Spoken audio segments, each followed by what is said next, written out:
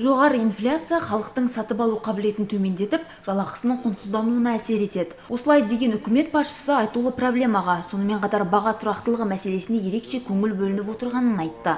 Мемлекет басшысы 11 қаңтардағы мәжіліс отырысында үкіметке ұлттық банкпен бірлесіп инфляцияны бақылау бойынша іс-шаралар кешенін әзірлеуді тапсырған еді. Мемлекет басшысы Қасым-Жомарт Кемелұлы Тоқаев парламент мәжілісінде сөйлеген сөзінде инфляция мәселелеріне ерекше көңіл бөліп, бағаларды тұрақтандыру міндетін қойды.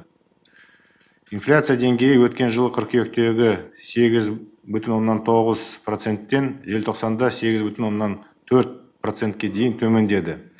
Бірақ бұл да жоғары көрсеткіш. Бұл адамдардың сатып алу қабілетін төмендетіп, жалақыларының құнсыздауына әсер етеді. Тұтастай алғанда мемлекеттің экономикалық және әлеуметтік саясатының тиімділігін төмендетеді. Өткен жылдың қыркүйек айында 2021-2024 жылдарға инфляцияға қарсы ден қою іс-шараларының кешені қабылданған еді. Ұлттық экономика министрі соның нәтижесінде 2021 жылғы желтоқсанда көрсеткіш 0,5% тармаққа баяулағанын, ал басқа елдерде өсу үрдісінің жалғасқанын айтты. Инфляцияның өсуі негізгі макроэкономикалық тенденциялардың бірі болып табылады. Инфляцияның негізгі факторы ол әлемдегі азық-түлік бағасының өсуі. Бұл жаһандық пандемиядан кейін логистикалық тізбектердің қалпына келуінің әлі де жалғасып жатқанының нәтижесі болып табылады. Нәтижесінде 2021 жылы әлемнің негізгі экономикаларында инфляцияның рекордтық көрсеткіштері байқалды.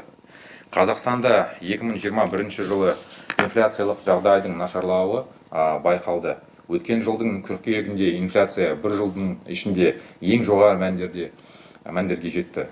Сонымен қатар үкімет басшысы жастар арасындағы жұмыссыздық деңгейін төмендету мақсатындағы жобалардың жалақы мөлшері мен қатысу мерзімін ұлғайту керектігін атап өтті.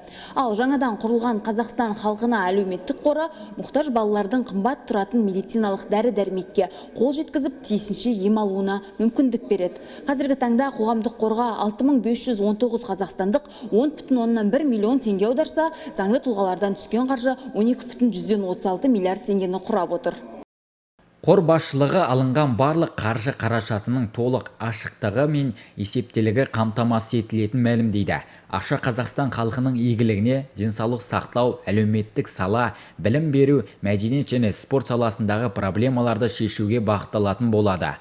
Қор сирек кездесетін және басқа да аурулары бар халықтық әлеуметтік осал топтарына мұқтаж балаларға, қаза тапқан әскери қызметкерлердің, құқық қорғау және арнайы органдар қызметкерлерінің отбасыларына, сондай-ақ басқа да қайырымдылық мақсаттарға қолдау көрсетеді.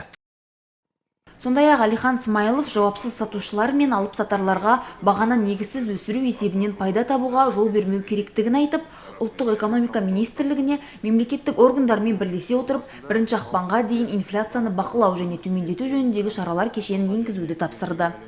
Дәурен Амантай Өлбеков, Абзал Тұрабеков, Отырар телеарнасының жаңалықтар қызметі.